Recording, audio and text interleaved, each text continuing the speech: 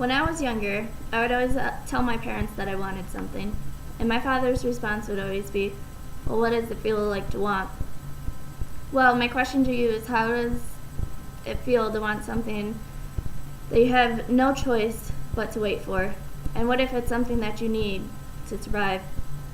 I attended high school at Leonardo da Vinci High School in Buffalo, New York. While there, I became friends with a girl named Carlita Martin. Later, I found out that Carlita Martin was a miracle. At one point in her life, she was told that she only had 48 hours to live. She was a cancer survivor and recipient of 2 livers.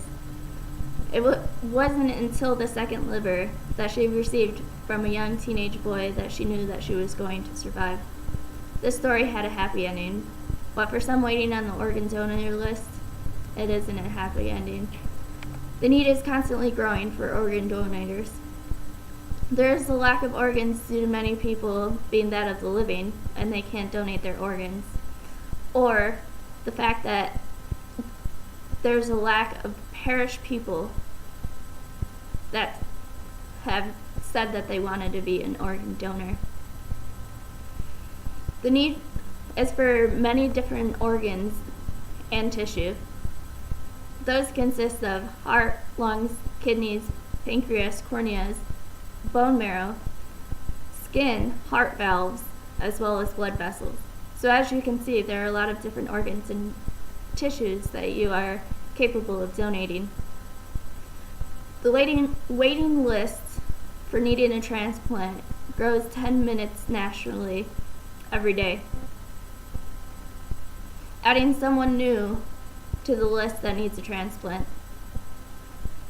22 people will die each day waiting for an organ transplant, and 8,000 deaths occur every year in the United States because organs are not donated to the recipients on time. Everyone can be affected by the need of an organ, whether it's the patient, whether it's the patient's family, or even the organ donor themselves.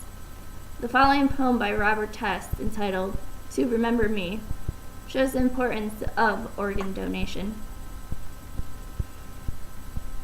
Give my sight to the man who has never seen a sunrise, a baby's face, or the love in the eyes of a woman. Give my heart to a person whose heart has caused nothing but endless years of pain. Take my bones, every muscle, every fiber and nerve in my body, and find a way to make a crippled child walk. Take my cells if necessary, and let them grow so that someday a speechless boy will shout at the crack of a bat, and a deaf girl will hear the sound of rain against her window. As you can see, Robert saw the importance of donating. Now that you can see the need for people like you to donate your organs, I would like to talk about some of the options that are available to you so that you can become an organ donor. First off, I suggest that you talk to your parents about becoming an organ donor, or your spouse, whoever is going to be left behind. They need to know that you want to be, or that you are going to become, an organ donor. Once you perish, it's not your decision anymore, it's theirs. They have to be able to tell what your decision is. The first option is simply going to the DMV. At the DMV, you can sign up to be an organ donor. They then will issue you a license that has a heart on it with the words organ donor next to it. This way, if there was ever a reason that you were in a car crash or anything like that, and they found your license, they'd be able to know that you wanted to be an organ donor. You don't have a license or drive, that's okay. You can register on several websites, including but not limited to Donate Life.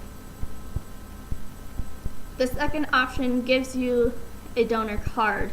The donor card says what organs you wish to have donated, and it has places for your families to be witnesses. Whether you choose option 1 or option 2, you'll be helping in the efforts of saving someone's life and giving them a second chance. Now that you know a few of the options available to you, you may be asking yourself, well, why? Why should I be an organ donor and save somebody else's life? What are the benefits to me as an organ donor? Like I said, it impacts your family. Not only are you helping a person get a second life, but you're also helping the family mourn.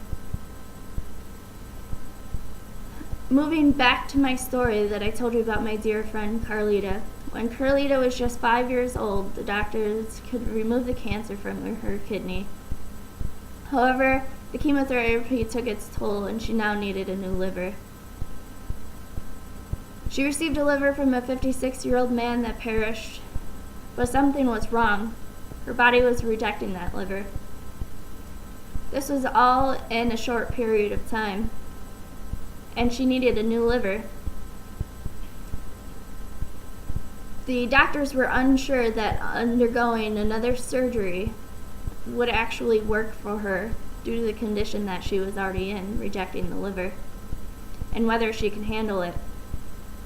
While Carlita's parents were waiting in the waiting room, they had met another couple. This couple was waiting for their son, who had been hit by a tractor trailer earlier that day.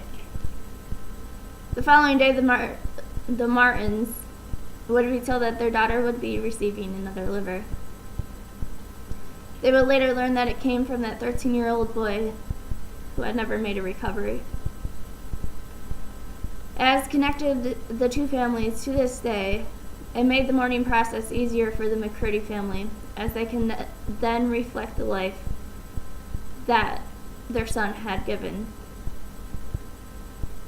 So reaching back to Carlita, I had asked her if they still keep in contact. Carlita stated that her and the McCurdy family actually talk on the phone once a month. This is the way that the McCurdy family can mourn and know that their son's passing has given a second chance. The problem arises when you're thinking about becoming an organ donor, but you never do anything about it. Maybe you want to become one and you don't know the different options available to you. Now you know. The consequences of this are more people waiting on the organs donor line if you don't become an organ donor. And there will be an incredible shortage of available organs. These are just a few of the traits that you can use to become an organ donor. A few of the options, rather. Now that you know the importance of becoming an organ donor and giving the gift at a second chance of life, let's review what I discussed. I've told you about the need of organ donation. I've told you about the ways that you can become an organ donor. And lastly, I told you some of the benefits of becoming an organ donor to include the mourning of family.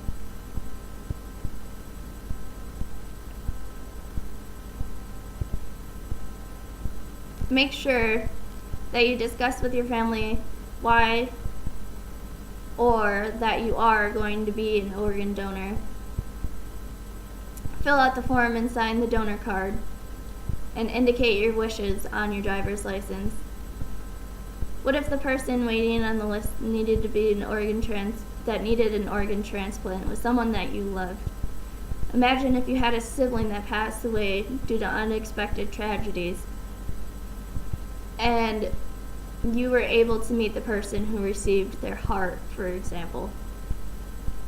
Think of the satisfaction and the possible comfort knowing that your sibling provided somebody else with life.